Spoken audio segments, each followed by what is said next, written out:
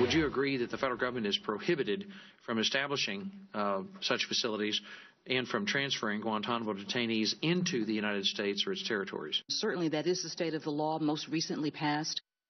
Well, that was Attorney General Loretta Lynch during a hearing on Capitol Hill today, the day after President Obama submitted his plan to Congress to close the detention center at Guantanamo Bay. Right now, the Obama administration is barred from using federal funds to build or modify a facility holding the detainees or transferring them to the United States. Republican leaders are calling their president's plan illegal, and so, of course, the Attorney General's comments raised some questions for us as well. Charles Cully Stimson was a Deputy Assistant Secretary of Defense for Detainees. He's now a Heritage Senior Legal Fellow and Manager for the National Security Law Program. Cully, it's great to have you on this issue, as it always is.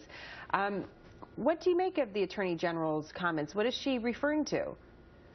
Well, she's referring, I think, to the fact that this Congress, and every Congress since 2009, including the democratically controlled House and Senate, when President Obama first took office, passed restrictions on the president from spending money to bring detainees to the United States or buying or upgrading existing facilities for that express purpose. And so, you know, when the president tries to blame the Republican Congress, he needs to remember that it was the democratically controlled Congress back in 2009 and 10 that put these restrictions in place, and they've been there ever since. When we take a look at the balance of power, though, between the executive branch and the legislative branch, who ultimately has the upper hand, if you will, when it comes to prisoners of war? What control does Congress have versus the president on this issue?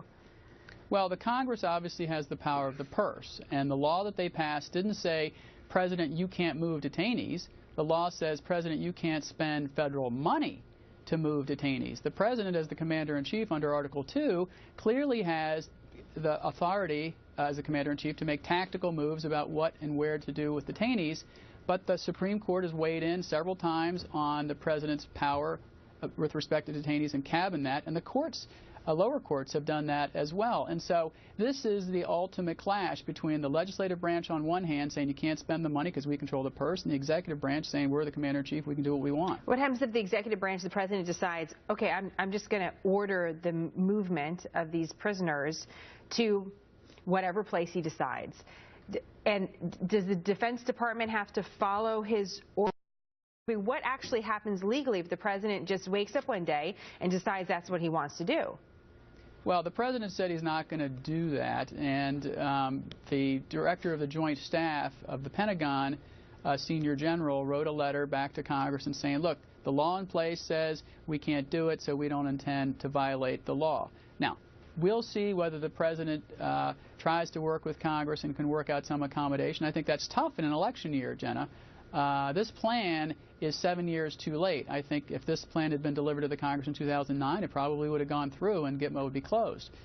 But if the president doesn't get Congress's assent, and if the president gets frustrated and feels like he has to go it alone, then we're going to see whether he wants to take executive action in the final days of his administration. That would be really interesting to watch. Of course, we have all these different reactions coming from Congress. In fact, Senator Pat Roberts posted this video. It's infamous at this point. Let's just go ahead and run this video. This is what I think of the president's plan to send terrorists to the United States.